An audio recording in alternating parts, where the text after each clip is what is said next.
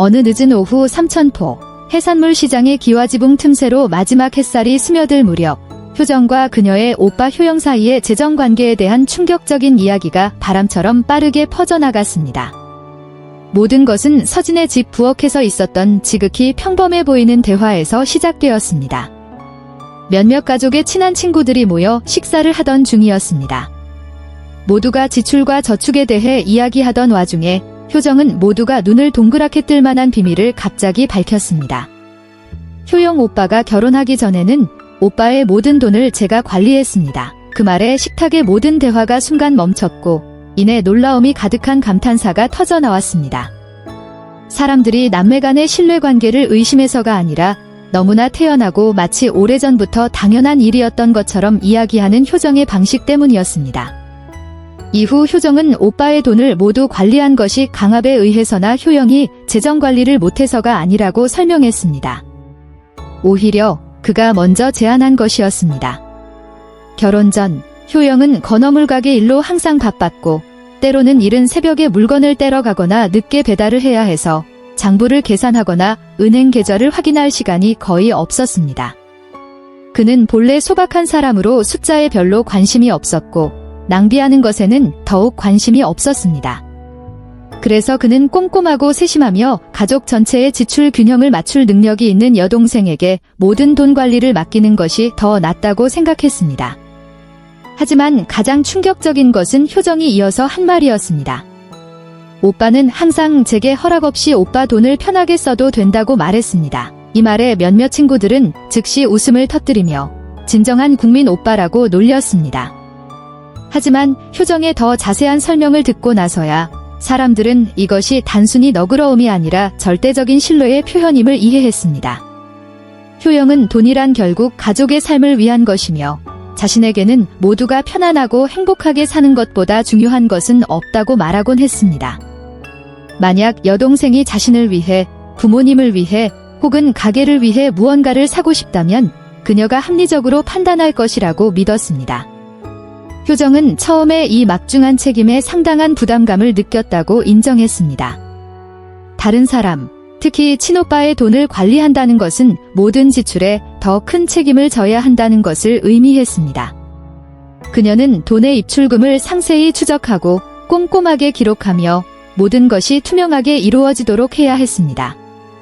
하지만 시간이 지나면서 그녀는 효영이 단 한 번도 자신을 추궁하거나 의심한 적이 없다는 것을 깨달았습니다.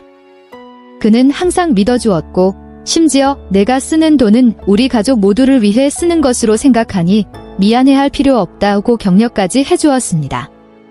바로 그 신뢰가 효정으로 하여금 오빠가 번 돈 한 푼 한 푼을 더욱 소중히 여기고 아끼게 만들었습니다. 몇 번은 효정이 자신을 위해 비싼 물건을 사고 싶었지만 오빠가 힘들게 짐을 나르고 추운 바람을 맞으며 생선을 배달하던 모습을 떠올리며 꼭 필요한 것만 사야 한다고 스스로를 다독였습니다. 대신 돈의 대부분은 가게를 수리하고 좋은 품질의 재료를 샀거나 부모님을 돌보는 데 사용되었습니다.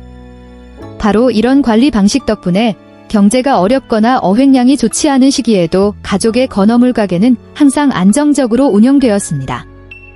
효정이 들려준 또 다른 재미있는 일화는 오빠가 가끔 자신이 돈이 얼마나 있는지도 잊어버린다는 것이었습니다. 한 번은 친구가 효영을 고급 레스토랑에 가자고 불렀을 때 그는 효정에게 전화해서 내 지갑에 돈이 얼마나 남았는지 물었습니다. 그 말을 들은 효정은 웃기기도 하고 안쓰럽기도 해서 오빠, 편하게 식사하세요. 제가 카드에 돈 미리 넣어뒀습니다라고 안심시켰습니다. 그 상황은 오빠가 여동생에게 부여한 전적인 뒤임의 생생한 증거와도 같았습니다. 이 이야기가 밖으로 퍼져나가자 마을에 적지 않은 사람들이 감탄을 표했습니다. 많은 여성들은 자신에게도 그런 오빠가 있었으면 좋겠다며 서로 농담을 건넸습니다. 하지만 친형제라 할지라도 자신의 모든 재산을 다른 사람에게 맡기는 남성은 드물기 때문에 놀라움을 표하는 사람들도 있었습니다. 그들에게 이것은 효영이 효정을 신뢰할 뿐만 아니라 결혼 전까지 그녀를 인생의 진정한 동반자로 여겼다는 것을 보여주는 것이었습니다. 효영 자신은 이 일에 대해 질문을 받으면 그저 웃으며 말했습니다. 돈을 갖든 안 갖든 중요하지 않습니다. 중요한 것은 돈을 가진 사람이 그 소중함을 아느냐입니다. 저는 효정이를 믿었고 그것으로 충분했습니다. 그는 통제권을 잃었다거나 의존적이라고 느끼지 않았습니다. 오히려 누군가 자신을 대신해 중요한 부분을 맡아주어 본업에 집중할 수 있게 되어 마음이 편했습니다.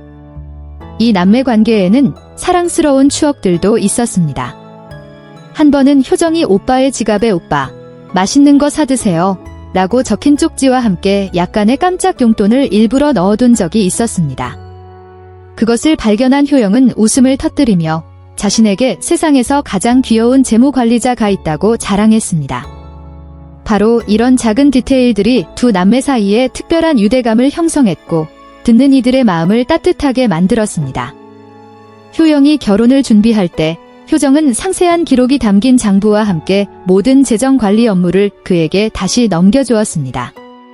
그는 마치 헌신적인 CEO에게서 회사를 돌려받는 회장 같은 기분이라고 농담했습니다. 그러면서도 몇 년 동안 지출 걱정 없이 편하게 살게 해준 여동생에게 고마움을 표하는 것을 잊지 않았습니다. 오늘날 이따금 가족 모임이나 친한 친구들 사이에서 이 이야기가 다시 나올 때면 사람들은 두 남매가 서로를 절대적으로 신뢰했던 방식에 여전히 웃음을 터뜨립니다. 하지만 그 웃음 뒤에는 돈 때문에 쉽게 관계가 틀어지는 요즘 시대에 보기 드문 굳건한 남매에 대한 감탄이 서려 있었습니다. 효정에게 오빠의 돈을 관리했던 시간은 단순히 책임이 아니라 소중한 추억이었습니다. 그것은 효영이 한 여자의 남편, 그리고 자신의 가정을 꾸린 한 남자가 되기 전에 그 누구보다도 자신을 믿어준 오빠였다는 사실을 상기시켜 주었습니다. 그리고 효영에게 전 재산을 여동생에게 맡긴 것은 단지 편리한 결정이 아니라 신뢰와 사랑, 그리고 존중을 표현하는 방식이었습니다. 아마도 그렇기 때문에 사람들이 효정이 이 이야기를 천진난만하게 풀어놓는 것을 들었을 때 충격을 받은 것은 돈의 많고 적음 때문이 아니라 가족의 정이 돈을 포함한 그 어떤 것보다도 더 높은 곳에 놓일 수 있다는 사실 때문이었을 것입니다.